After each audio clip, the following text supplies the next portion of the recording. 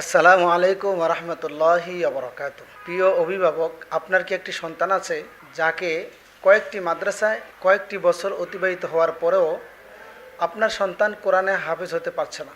আপনি অনেক চিন্তিত, তাহলে আমি কি কোরআনে হাফেজের বাবা হতে পারবো না? আমি এখন কোথায় যাব, কি করব? আপনি কিছুই বুঝতে পারছেন না। তাহলে এই ভিডিওটা আপনার জন্য।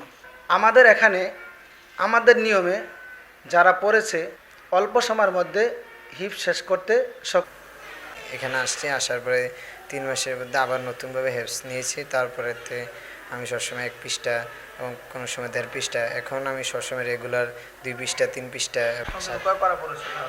এখন আমি মোটমাট 24 পারা পড়েছি।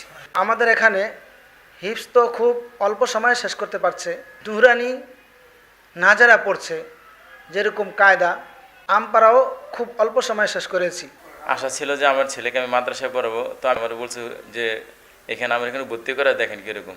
তো আলহামদুলিল্লাহ ওরে ভর্তি করালাম, ওরে মাসাল্লাহ দিলে এখানে 2 মাসের ভিতরে মাসাল্লাহ দিলে আমপারা নিয়ে নিছে। এখন আমাদের মাদ্রাসায় 15 জন ছাত্রের জন্য একজন শিক্ষক নিয়োগ করা হয়েছে।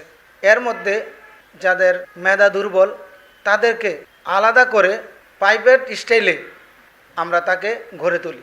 আমাদের এখানে যারা নুরানি পড়ে আমরা তাদেরকে স্কুল সিলেবাসে আমরা পড়াই। এই কারণে এমন যদি হয় 2 বছর পড়েছে কিন্তু হিফজ পড়তে পারছে না, তার বাবা মা ডক্টর ইঞ্জিনিয়ার বানাবে, তখন কোনো ভালো স্কুলে যেন নিয়ে ভর্তি করাতে পারে। এই জন্য আমরা বাংলা, অঙ্ক, ইংরেজির প্রতি অত্যন্ত গুরুত্ব দিয়ে থাকি। তোমার এখন হিফজ পড়তে কেমন লাগে? আলহামদুলিল্লাহ, এই মাদ্রাসা আসার পর আমার হিফজ পড়তে অনেক ভালো লাগে। আগে তুমি যেখানে পড়েছো কীভাবে পড়েছিলে সেটা একটু শুনি। আমি আগের মাদ্রাসায় যে সময় পড়তাম সেই সময় আধা পৃষ্ঠা দৈনিক সবক দিতাম। অনেকদিন পারতাম না, অনেক মায়ের দূর খাইতাম। 7 সবক পারতাম না, আমুক্তা পারতাম না।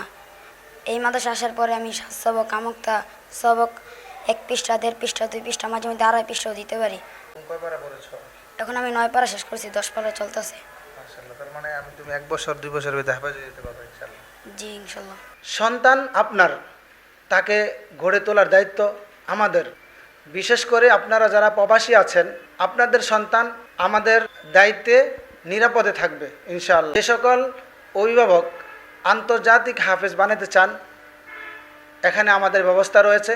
বিশেষ করে যারা হিফজ শেষ করেছে গ্রামেগঞ্জে বিভিন্ন জায়গায়, তাদের ইয়াদ নেই, সহি নেই, বয়স বেশি হয়ে গেছে, তারপরেও আমাদের এখানে আসলে আমাদের নিয়মে সে পড়বে ইনশাআল্লাহ, সে আন্তর্জাতিক পর্যায়ে পৌঁছতে সক্ষম হবে ইনশাআল্লাহ।